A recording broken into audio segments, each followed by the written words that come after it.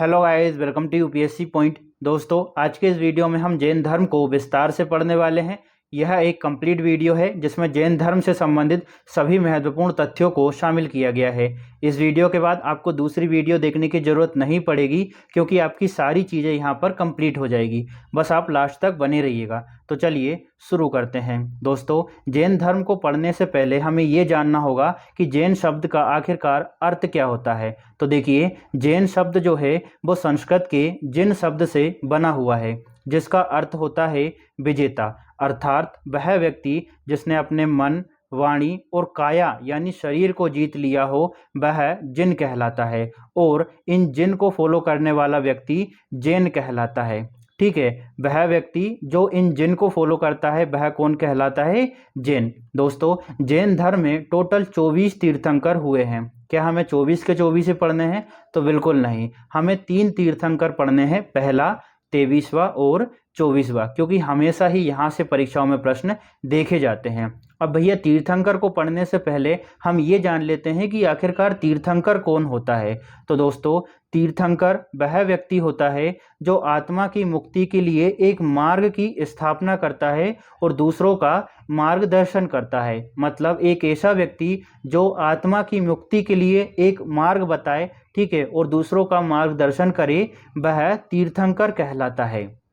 जैन धर्म में टोटल 24 तीर्थंकर हुए हैं जिसमें सबसे पहले हैं ऋषभदेव। चलिए इनके बारे में अब हम जान लेते हैं। दोस्तों, ऋषभदेव जो है उनको जैन धर्म का संस्थापक माना जाता है और इनका जन्म अयोध्या में हुआ था। इनका वर्णन हमें सर्वप्रथम दोस्तों ऋग्वेद में देखने को मिलता है। इसी के साथ में यजुर्वेद, विष्णु पुराण और भागवत पुराण में भी उल्लेख किया गया है। तो आपको अच्छे से याद रखना है कि जैन धर्म के संस्थापक कौन हैं?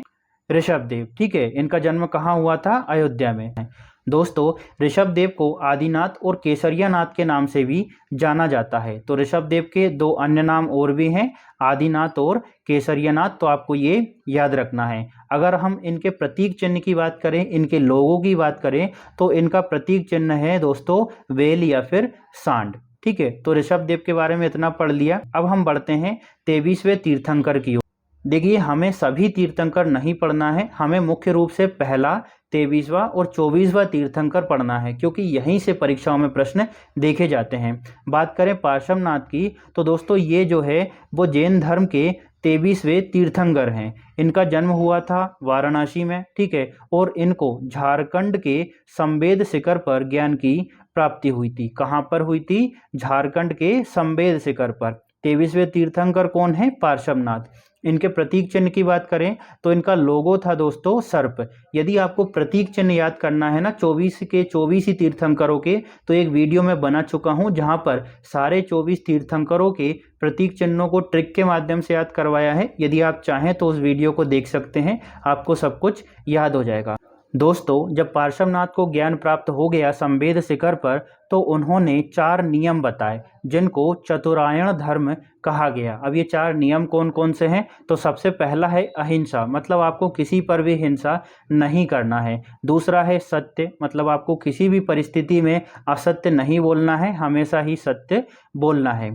तीसरा है अस्तेय, मतलब आपको किसी भी स्थिति में चोरी नहीं करना है। और चौथा है अपरिग्रह, मतलब आपको उतना ही धन उपयोग करना है जितना आपके जीवन के लिए जरूरी है, मतलब धन को इकट्ठा नहीं करना है। तो 4 नियम बताए थे पार्श्वनाथ ने जिनको चतुरायण धर्म कहा गया। तो आपको 3-4 बातें अच्छे से याद रखना है, इनका जन्म, इनका प्रतीक चिन्ह और इन्होंने जो 4 नियम बताए थे ना उनको। ठीक है, चलिए अब आगे बढ़ते हैं। दोस्तों, पार्श्वनाथ ने 4 गणों यानी 4 संघों की स्थापना की थी और प्रत्येक गण का एक गणधर नियुक्त किया था निरीक्षक के रूप में। मतलब इन्होंने 4 गणों की स्थापना की, मतलब 4 संघों की इन्होंने स्थापना की और 4 संघों में 4 गणधर नियुक्त किए निरीक्षक के रूप में कि आपको संघ में जो भी गतिविधियां हो रही है, जो भी जरूरी चीजें हैं, उन सब पर आपको ध्यान रखना है। तो 4 गणों की स्थापना की और हर गण में एक गणधर को निरीक्षक के रूप में नियुक्त किया। इसी के साथ पार्श्वनाथ ने स्त्रियों को भी अपने धर्म में प्रवेश दिया। उनका कहना था कि स्त्रियां भी मोक्ष को प्राप्त कर सकती है। इसी के साथ स्त्री संघ को पुरुष संघ से अलग रख दिया। ठीक है, मतलब एक पुरुष संघ बनाया और एक स्त्री संघ बनाया, दो अलग अलग संघ बना दिए और स्त्रियों को भी अपने धर्म में शामिल कर लिया। दोस्तों, पार्श्वनाथ के समय स्त्री संघ की एक महिला अध्यक्ष थी जिसका नाम था पुष्पचूला। तो ये याद रखना है। देखिए, यहाँ से परीक्षा में प्रश्न पूछा जा चुका है कि स्त्री संघ की अध्यक्ष कौन थी? पुष्पचूला। ठीक है, इसके बाद दोस्तों पार्श्वनाथ की आयु हो जाती है 100 वर्ष की और इसी आयु में झारखंड में स्थित संवेद शिखर पर इन्होंने मृत्यु को प्राप्त किया, जिसको क्या कहा गया? निर्वाण। ठीक है, 100 वर्ष की आयु में कहाँ पर इनको निर्वाण प्राप्त हुआ? झारखंड के संवेद शिखर पर, और यहीं इनको ज्ञान की प्राप्ति हुई थी और यहीं इनकी मृत्यु हो गई। अब बात करते हैं काफ़ी इंपॉर्टेंट तीर्थंकर की, 24वें तीर्थंकर की, जिनका नाम है महावीर स्वामी। दोस्तों, ये जो महावीर स्वामी हैं ये जैन धर्म के 24वें और अंतिम तीर्थंकर हैं और इनको वास्तविक संस्थापक माना जाता है। पहले संस्थापक कौन थे? ऋषभदेव, जिनके बारे में हमने सबसे पहले पढ़ा था। ठीक है, अब 24वें और लास्ट तीर्थंकर कौन है आपके? महावीर स्वामी। इनके जन्म की बात करें तो दोस्तों इनका जन्म हुआ था 599 ईसा पूर्व में। कुछ लोग ऐसा बोलते हैं, कुछ इतिहासकार, कि इनका जन्म हुआ था 540 ईसा पूर्व में, लेकिन अधिकतर जो मान्यता है वो है 599 ईसा पूर्व की। तो इनका जन्म हुआ था 599 ईसा पूर्व में। कहाँ पर? कुंडग्राम वैशाली नामक स्थान पर महावीर स्वामी का जन्म होता है और ये वर्तमान में कहाँ पर है? बिहार में है। ठीक है, इनके पिता की बात करें तो इनके पिता का नाम था दोस्तों सिद्धार्थ, जो कि बज्जी संघ के ज्ञात्रक गण के प्रधान थे। इनकी माता का नाम था त्रिशिला और इनकी पत्नी का नाम था यशोदा। अगर हम आगे बढ़ें तो इनकी पुत्री हुई, यशोदा से एक पुत्री हुई जिसका नाम था प्रियदर्शना, जिसको अणोज्जा के नाम से भी जाना जाता है। इनकी पुत्री के पति यानी इनके दामाद जो थे उनका नाम था जमाली और यही महावीर स्वामी के प्रथम शिष्य बने, प्रथम अनुयायी बने। इस वजह से दोस्तों आपको ये 3-4 बातें अच्छे से याद रखना है। इनके पिता का नाम क्या था? सिद्धार्थ, माता त्रिशला, पत्नी यशोदा और इनका जो दामाद है ना, इसका नाम मोस्ट इम्पोर्टेंट है क्योंकि यह जो है महावीर स्वामी का प्रथम शिष्य बना था। अगर हम महावीर स्वामी के बचपन के नाम की बात करें तो इनके बचपन का नाम था दोस्तों वर्धमान। महावीर स्वामी के बचपन का नाम क्या था? वर्धमान। जब ये 30 वर्ष के हो गए तो इन्होंने अपने बड़े भाई नंदीवर्धन से आज्ञा ली कि भैया मैं संन्यास ग्रहण करना चाहता हूँ। इस समय इनके माता पिता की मृत्यु हो चुकी थी। ठीक है, तो 30 वर्ष की आयु जब इनकी हो गई तो इन्होंने अपने बड़े भाई नंदीवर्धन से आज्ञा लेकर ग्रह का त्याग कर दिया। दोस्तों, ग्रह त्याग के बाद 12 वर्ष के पश्चात लगभग 42 वर्ष की आयु में, देखिए इन्होंने 30 वर्ष की आयु में अपना ग्रह त्याग किया। ठीक है, 12 वर्ष तक इन्होंने कठोर तपस्या की और इनकी उम्र हो गई 42 वर्ष की। तो 42 वर्ष की आयु में जरंबिका ग्राम के निकट ऋजुपल्लिका नदी के किनारे, जिसको वर्तमान में हम बराकर नदी कहते हैं, तो ऋजुपल्लिका नदी के किनारे एक साल के वृक्ष के नीचे इनको ज्ञान की प्राप्ति हुई, जिसको केवल्य कहा गया। देखिए, जब हमने बौद्ध धर्म पढ़ा था तो महात्मा बुद्ध को ज्ञान की प्राप्ति होती है पीपल के वृक्ष के नीचे, और इनको ज्ञान की प्राप्ति हुई दोस्तों साल के वृक्ष के नीचे। एक एक पॉइंट जो है बहुत ही इंपॉर्टेंट है। कौन सी नदी के किनारे? तो ऋजुपल्लिका नदी के किनारे, जिसको हम वर्तमान में क्या बोलते हैं? बराकर नदी। ठीक है, साल के वृक्ष के नीचे इनको ज्ञान की प्राप्ति हुई। इसी समय से महावीर स्वामी जो है वो अहर्त यानी पूज्य, निर्ग्रंथ यानी बंधनहीन और जिन यानी विजेता कहलाए। दोस्तों, महावीर स्वामी ने 12 साल तक कठोर तपस्या की। इस वजह से इनको हाथियों में ऐरावत, मृगों में सिंह, नदियों में गंगा और पक्षियों में गरुण कहा जाता है। तो ये बातें आपको अच्छे से याद रखना है। चलिए आगे बढ़ते हैं। अब इनको ज्ञान प्राप्त हो गया तो किसी न किसी को तो अपना ज्ञान देंगे ना। तो दोस्तों, इन्होंने अपना पहला उपदेश राजगृह के निकट विपुलाचल पहाड़ी पर दिया था, जिसको वीर शासन उदय कहा जाता है। देखिए, यहाँ से परीक्षा में प्रश्न पूछा जा चुका है कि वीर शासन उदय का संबंध किससे है? तो भैया किससे है? महावीर स्वामी के पहले उपदेश से। और इन्होंने अपना पहला उपदेश कहाँ दिया? राजगृह के निकट विपुलाचल पहाड़ी पर। इनके अंतिम उपदेश की बात करें तो इन्होंने अपना अंतिम उपदेश पावापुरी में दिया था। इनके पहले शिष्य की बात करें तो दोस्तों महावीर स्वामी का पहला शिष्य इनका दामाद जमाली बना था, जो कि इनकी पुत्री प्रियदर्शनी का क्या था, पति। तो इनका पहला शिष्य का नाम आपको याद रखना है, पहला उपदेश, और अंतिम उपदेश भी आपको याद रखना है। दोस्तों महावीर स्वामी ने अपने जो उपदेश हैं वो प्राकृत भाषा में दिए थे। तो ये बात भी आपको अच्छे से याद रखना है कि महावीर स्वामी ने अपने उपदेश किस भाषा में दिए, प्राकृत भाषा में। चलिए अब आगे बढ़ते हैं। दोस्तों जब महावीर स्वामी को ज्ञान प्राप्त हो गया तो उन्होंने टोटल 5 नियम बताए जिनको पंचायन धर्म कहा जाता है। देखिए पार्श्वनाथ जो थे उन्होंने 4 नियम बताए थे जिनको चतुरायण धर्म कहा गया था, जबकि महावीर स्वामी ने 5 नियम बताए हैं जिनको क्या कहा गया, पंचायन धर्म। देखिए जो 4 नियम पार्श्वनाथ ने बताए थे ना, वो ही महावीर स्वामी ने बताए हैं, उनमें कोई भी अंतर नहीं है। बस एक और ऐड कर दिया है जिसको हम क्या बोलते हैं, ब्रह्मचर्य। तो 5 नियम कौन कौन से हैं, 4 तो वो ही हैं जो पार्श्वनाथ ने दिए थे और 5वां है ब्रह्मचर्य। दोस्तों महावीर स्वामी ने कहा कि यदि मनुष्य को कर्मफल से मुक्ति चाहिए तो उनको 3 रत्नों का पालन करना आवश्यक है। अब ये 3 रत्न कौन कौन से हैं, तो सबसे पहला है सम्यक दर्शन, दूसरा है सम्यक ज्ञान और तीसरा है सम्यक आचरण। अब इनका मतलब क्या होता है, तो सम्यक दर्शन का मतलब होता है कि आपको जैन धर्म में जो 24 तीर्थंकर हुए हैं ना, उन पर विश्वास रखना है। दूसरा है सम्यक ज्ञान, इसका मतलब क्या होता है, तो सम्यक ज्ञान का मतलब होता है कि जो जैन तीर्थंकर थे ना, उन्होंने जो भी नियम दिए हैं, जो भी विचार दिए हैं ना, उनको आपको फॉलो करना है, उनका पालन करना है।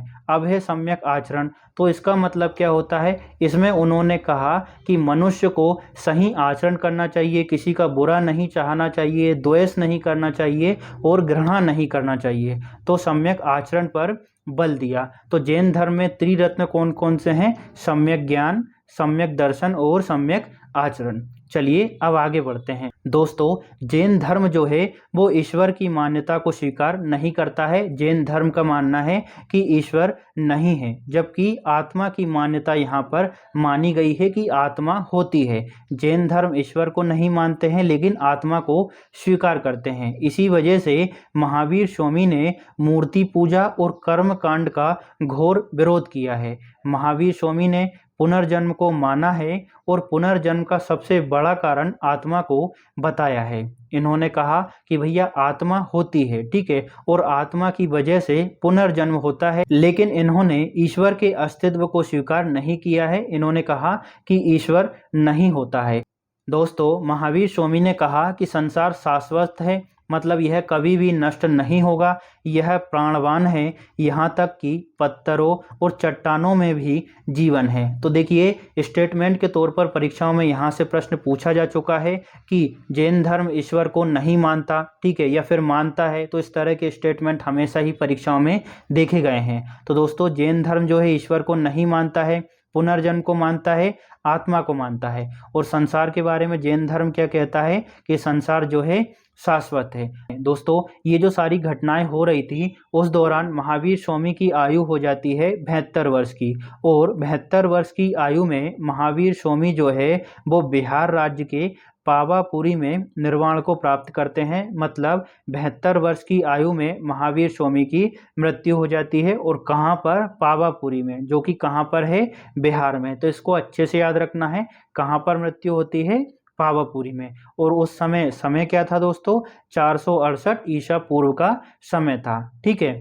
चलिए अब आगे बढ़ते हैं। दोस्तों कुछ महत्वपूर्ण फैक्ट हैं जो कि हमारे एग्जाम के लिए आज से काफ़ी ज़रूरी हैं, उनके बारे में हम चर्चा कर लेते हैं। देखिए महावीर स्वामी के समय जैन धर्म का सर्वाधिक प्रचार प्रसार हुआ। महावीर स्वामी जो है 24वें तीर्थंकर थे और उनके समय जैन धर्म का काफ़ी प्रचार प्रसार हुआ। इसी वजह से कई शासक उनसे प्रभावित हो गए, जिनमें था बिंबिसार, चंडप्रद्योत, अजातशत्रु, उदयन, दधिवाहन और चेटक। ये प्रमुख शासक थे जो कि महावीर स्वामी से और जैन तीर्थंकरों से काफ़ी प्रभावित हुए, और इन सभी ने जैन धर्म को स्वीकार कर लिया, मतलब ये जैन अनुयायी बन गए। तो देखिए यहाँ से भी प्रश्न आ चुका है कि निम्न में से कौन सा शासक जो है वो जैन धर्म को फॉलो नहीं करता था। तो आपको याद रखना है कौन कौन से फॉलो करते थे, तो आपको आंसर निकल आएगा। कौन कौन से थे, बिंबिसार, चंडप्रद्योत, अजातशत्रु, उदायन, दधिवाहन और चेटक। ये कुछ प्रमुख शासक थे जो कि जैन धर्म को स्वीकार करते हैं और महावीर स्वामी के समकालीन थे। ठीक है, एक बात और याद रखना है यहाँ पर, देखिए जब महावीर स्वामी की मृत्यु हो जाती है तो उसके लगभग 200 साल बाद में जैन धर्म जो है वो दो भागों में बढ़ जाता है। कौन कौन से? दिगंबर और श्वेतांबर। अब ये क्यों बढ़ता है तो इसके पीछे के कारण को जान लेते हैं। देखिए दोस्तों, महावीर स्वामी को निर्वाण प्राप्त हो जाता है, मतलब इनकी मृत्यु हो जाती है, और इनके मृत्यु के 200 वर्ष बाद मगध में लगभग 12 वर्षों तक निरंतर अकाल पड़ता है। ऐसी स्थिति में एक जैन भिक्षु भद्रबाहु के नेतृत्व में कई सारे जो जैन है ना वो प्राण बचाने के लिए दक्षिण की ओर चले जाते हैं और बाकी स्थूलभद्र नामक एक भिक्षु के नेतृत्व में मगध में ही रह जाते हैं। देखिए भद्रबाहु और स्थूलभद्र ये दोनों नाम जो है बहुत ज़्यादा इम्पोर्टेंट हैं, और कौन दक्षिण में गया था और किसके नेतृत्व में श्वेतांबर बने, किसके नेतृत्व में दिगंबर बने, तो यहाँ पर बच्चों को कन्फ्यूज़न होता है, तो इसको मैं याद करवा देता हूँ। देखिए भद्रबाहु को हम समझ सकते हैं कि ये भग गया। अब कहाँ भग गया दोस्तों? दक्षिण की ओर। भद्रबाहु मतलब भग गया, ठीक है, और कहाँ भग गया? दक्षिण की ओर। स्थूलभद्र मतलब उसी स्थल पर रह गया, ठीक है, उसी स्थल पर। किस स्थल पर? मगध में, ठीक है। स्थूलभद्र मतलब उसी स्थल पर रह गया, भद्रबाहु मतलब भग गया। तो भद्रबाहु के नेतृत्व में दक्षिण की ओर चले गए थे बहुत सारे भिक्षु। इसके बाद स्थूलभद्र के साथ में कुछ साथ में रह गए थे मगध में। जब अकाल समाप्त हो गया दोस्तों तो भद्रबाहु जो भग गया था वो वापस लौटा, और जो स्थूलभद्र वहीं पर था मगध में, इन दोनों में मतभेद हो गया, वैचारिक मतभेद। इस वजह से दोस्तों जो जैन धर्म है ना, जो जैन धर्म के अनुयायी थे वो दो भागों में बंट गए। भद्रबाहु जो कि भग गया था ना, वो उसके अनुयायी जो हैं वो दिगंबर कहलाए, मतलब ये नग्न रहने लगे, और जो स्थूलभद्र था ना उसके विचारों को फॉलो करने वाले श्वेतांबर कहलाए, मतलब इन्होंने श्वेत वस्त्र धारण कर लिए। देखिए जैन जो अनुयायी थे वो दो भागों में बंट गए, एक स्थूलभद्र के साथ में हो गए और एक हो गए भद्रबाहु के साथ में। तो जिन्होंने भद्रबाहु की बातों को फॉलो किया वो दिगंबर कहलाए, मतलब नग्न रहने लगे, और जिन्होंने स्थूलभद्र की बातों को फॉलो किया वो श्वेतांबर कहलाए और इन्होंने श्वेत वस्त्र धारण कर लिए। एक बात और आपको याद रखना है दोस्तों, जो भद्रबाहु मतलब जो भग गया था ना, हमने इसको ऐसे याद किया है। देखिए किसी की भावनाओं को ठेस पहुंचाना मेरा उद्देश्य नहीं है, आपको यहाँ पे ध्यान रखना है कि मैं सिर्फ आपको याद करवाना चाहता हूँ कि आपको रटना ना पड़े। नहीं तो मैं भी जैन धर्म का बहुत सम्मान करता हूँ और हम किसी भी धर्म का अपमान नहीं करते, ठीक है, तो वो बात अलग है ना। तो हम इसी वजह से इसको ऐसा पढ़ रहे हैं ताकि हमें याद हो जाए, नहीं तो हमारा अपमान करने का कोई भी उद्देश्य नहीं है। एक बात और आपको याद रखना है कि भद्रबाहु के साथ में दोस्तों चंद्रगुप्त मौर्य भी दक्षिण भारत चले गए थे। इन्होंने जैन धर्म को स्वीकार कर लिया था और इन्होंने कर्नाटक के श्रावणबेल गोला में संलेखना विधि से अपने प्राण त्याग दिए थे। अब भैया संलेखना विधि क्या होती है? तो दोस्तों यह एक ऐसी विधि होती है जिसमें खाना पीना पूरी तरह से छोड़ देते हैं, अपने शरीर को कष्ट देते हैं और मृत्यु को प्राप्त करते हैं। तो चंद्रगुप्त मौर्य जो है वो भद्रबाहु के साथ में दक्षिण चले गए थे और इन्होंने श्रावणबेल गोला में संलेखना विधि से अपने प्राणों को त्याग दिया था। तो इतना सब कुछ आपको समझ आ गया होगा। अब हम आगे बढ़ते हैं। देखिए जब जैन धर्म जो है दो भागों में बंट गया, दिगंबर और श्वेतांबर, तो अब हम इनके अंतर को जान लेते हैं कि इनके विचारों में क्या अंतर थे।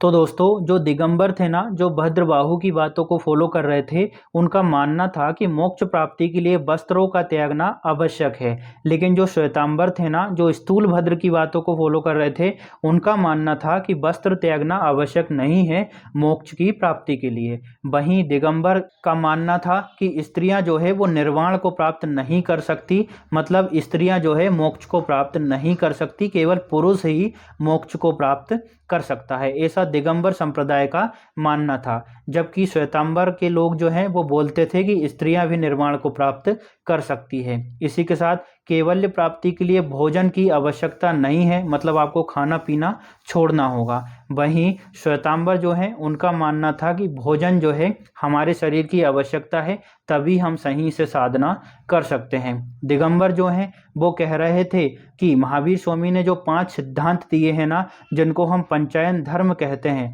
तो आपको उनको फॉलो करना अनिवार्य है। जबकि श्वेतांबर जो हैं वो कह रहे थे कि आपको ब्रह्मचर्य को छोड़कर बाकी चारों सिद्धांत का पालन करना आवश्यक है मोक्ष को प्राप्त करना है। तो यहाँ पर हमने दिगंबर और श्वेतांबर दोनों के बीच में क्या अंतर था, दोनों के विचारों में क्या अंतर था, उसको अच्छे से जान लिया है। तो आपको दोस्तों इतना समझ आ गया होगा। चलिए अब आगे बढ़ते हैं। अब हम बात करने वाले हैं जैन संगीतियों की। अब संगीतियाँ क्या होती है, तो संगीति मतलब होता है सम्मेलन या फिर सभा। जैन सभा की हम बात करेंगे। महावीर की शिक्षाओं को साहित्य में संकलित करने के लिए 2 बार जैन सभाओं का आयोजन होता है, जिनको क्या कहा गया, जैन संगीति। संगीति का मतलब क्या होता है, सभा। और इन सभाओं का आयोजन क्यों किया गया, ताकि महावीर जो हैं उनकी शिक्षाओं को साहित्य में बदला जा सके। अब 2 बार जैन सम्मेलन हुए, तो पहला जो जैन संगीति है, पहला जो सम्मेलन हुआ वह हुआ था 300 ईसा पूर्व में। और किस स्थान पर, पाटलिपुत्र में। इस समय प्रथम जैन संगीति जो थी, इस समय अध्यक्ष थे स्थूलभद्र, जो कि मगध में ही रह गए थे। इस दौरान बिखरे हुए या फिर लुप्त ग्रंथों को इकट्ठा किया गया और 12 पुस्तकों यानी 12 अंगों का संकलन किया गया। 12 अंग मतलब क्या होता है, 12 पुस्तकें हैं, ठीक है। तो 12 अंगों का संकलन किया गया और बिखरे हुए और लुप्त ग्रंथों को इकट्ठा किया गया। कौन सी संगीति में, प्रथम जैन संगीति में। देखिए यहाँ से परीक्षा में प्रश्न पूछा जा चुका है कि इसका आयोजन कब हुआ था, तो 300 ईसा पूर्व। कहाँ पर हुआ था, पाटलिपुत्र में। अध्यक्ष कौन थे, स्थूलभद्र। तो 3 बातें मोस्ट इंपॉर्टेंट है। इसके बाद दोस्तों दूसरी बार जैन सभा का आयोजन होता है, जिसको द्वितीय जैन संगीति कहा जाता है। और इस समय जो समय था ना, वो था 526 ईस्वी का। और ये जो दूसरी जैन संगीति थी ना, उसका आयोजन हुआ था वल्लवी में, जो कि गुजरात में स्थित है। इस समय अध्यक्ष कौन थे, तो दोस्तों इस समय अध्यक्ष थे देवर्धि क्षमा श्रमण, ठीक है। इनका नाम अच्छे से याद रखना है। इस समय अध्यक्ष कौन थे, देवर्धि क्षमा श्रमण, ठीक। इस समय क्या हुआ, इस समय 11 अंगों को लिपिबद्ध किया गया, मतलब 11 पुस्तकें लिखी गई दूसरी जैन संगीति के समय। और कहाँ पर इसका आयोजन हुआ, वल्लवी में, जो कि गुजरात में स्थित है। यहाँ पर मैं आपको बता दूं, जो जैन साहित्य है ना दोस्तों, उसको आगम कहा जाता है। जैन साहित्य को क्या कहा जाता है, आगम, ठीक है। यहाँ से भी प्रश्न पूछा जा चुका है कि जैन साहित्य क्या कहलाता है, आगम। तो चलिए अब हम जैन साहित्य की बात करते हैं। दोस्तों जैन साहित्य को आगम कहा जाता है, जिनमें महावीर के उपदेश, उनके शिष्यों द्वारा संकलित किए गए सूत्र और अन्य महत्वपूर्ण धार्मिक साहित्य को शामिल किया गया है। अब जैन साहित्य में दोस्तों क्या क्या शामिल है, तो 12 अंग, 12 उपांग। जैसे अंग उपांग को आप ऐसे समझ सकते हैं कि हेडिंग सब हेडिंग है ना, तो 12 अंग, 12 उपांग, 10 प्रकीर्ण, 6 छेद सूत्र और 4 मंगल सूत्र। छेद सूत्र जो था उसमें संघ के नियम, महावीर स्वामी के उपदेश और उनके विचारों को दर्शाया गया है। तो जैन साहित्य में आपको ये याद रखना है, 12 अंग, 12 उपांग, 10 प्रकीर्ण, 6 छेद सूत्र और 4 मंगल सूत्र शामिल हैं, ठीक है। इसके बाद चलिए अब हम आगे बढ़ते हैं वन लाइनर फैक्ट की ओर, क्योंकि ये जो है बहुत ही ज़्यादा जरूरी है और यहाँ से 100% आपको प्रश्न देखने को मिलेगा। देखिए दोस्तों, उससे पहले मैं आपको बता दूं कि जिस तरह से हम जैन धर्म को पढ़ रहे हैं ना, उसी तरह से हम बौद्ध धर्म को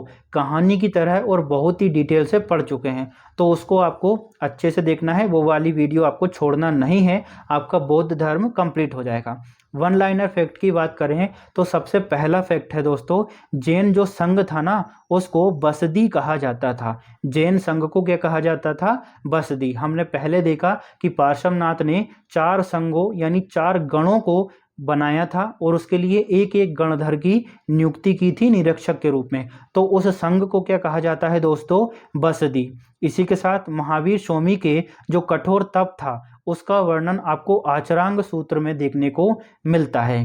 अगला है, बौद्ध ग्रंथों में महावीर स्वामी को निघंटनाथ पुत्र कहा गया। निघंटनाथ पुत्र किसको कहा गया, महावीर स्वामी को। और काय में कहा गया, बौद्ध ग्रंथों में। यहाँ से प्रश्न हमेशा ही देखने को मिला है कि निघंटनाथ पुत्र किसे कहा गया, तो ऑप्शन आ जाते हैं आपको पार्श्वनाथ, ऋषभदेव, ठीक है, महावीर स्वामी। तो अच्छे से याद रखना है कि निघंटनाथ पुत्र किसको कहा गया, महावीर स्वामी को। और इनके कठोर तप का वर्णन काय में है दोस्तों, आचरांग सूत्र में। इसके बाद एक सिद्धांत आता है शैववाद का, जो कि जैन धर्म से संबंधित है।